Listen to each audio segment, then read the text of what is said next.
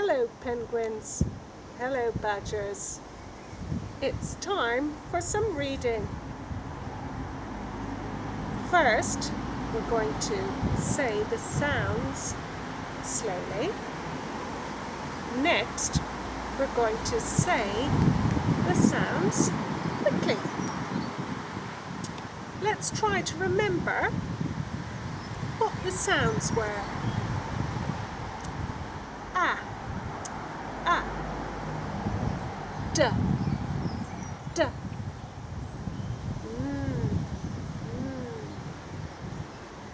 s, s, t, t. Well done. Let's start with the first word.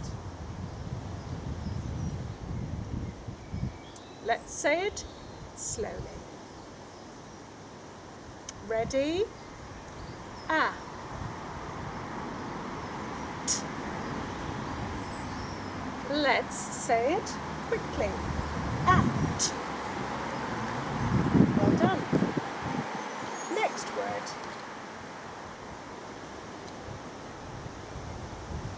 Ready? First, we're saying it slowly. Ah. Next, quickly. An.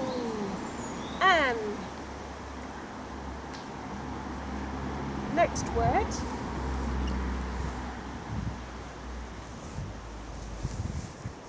First, slowly. A. T. Now, quickly. A. T. Ant. Next word. First, slowly. And. A little bit more quickly this time.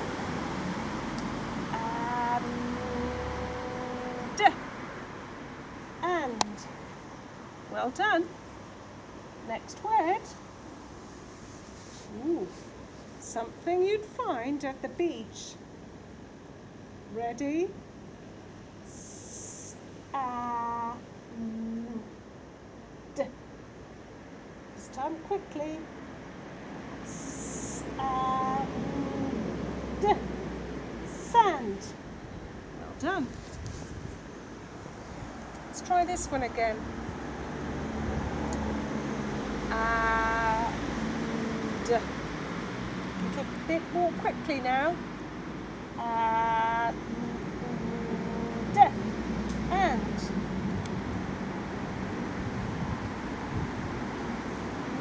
Next word. Ooh, something you find behind me on the tree. Ready? A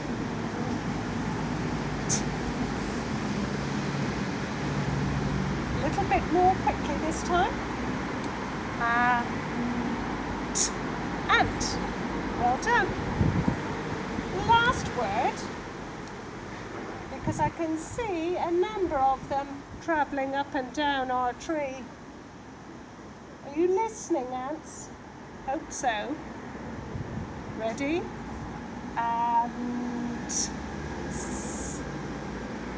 let's try it again. And ants. You've guessed it right. Well done. Do you remember we read this, penguins? Let's have a story. Lost and Found by Oliver Jeffers. Once there was a boy, and one day he found a penguin at his door.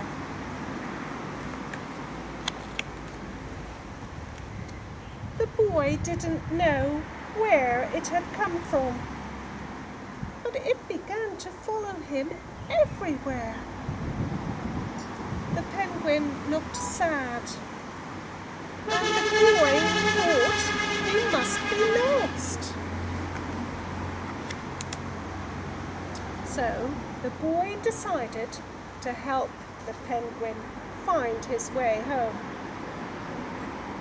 He checked in the lost and found office, but no one was missing a penguin. He asked some birds if they knew where the penguin came from, but they ignored him. Some birds are like that.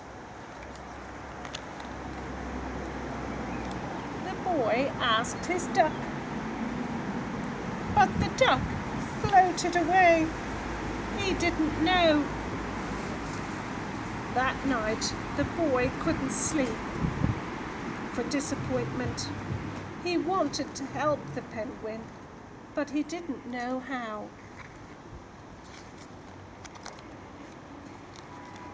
The next morning, he discovered that penguins come from the South Pole. But how could he get there? He ran down to the harbour and he asked a big ship to take them to the South Pole. But his voice was much too small to be heard over the ship's horn. Boo!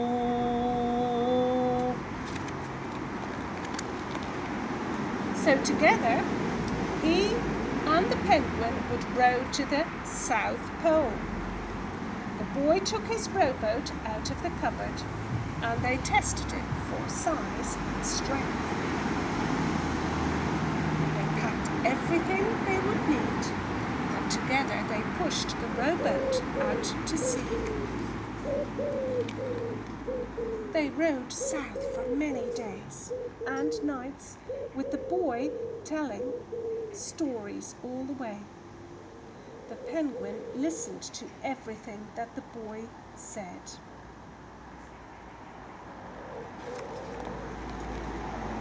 They floated through good weather and bad, when the waves were as big as mountains,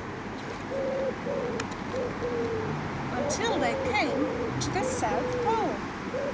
The boy was delighted, but the penguin said nothing.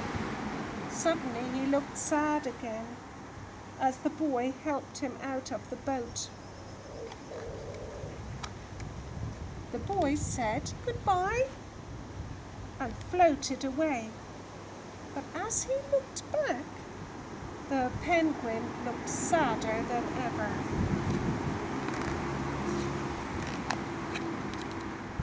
It felt strange to be on his own, and the more he thought, the more he realized he was making a big mistake. The penguin wasn't lost, he was just lonely.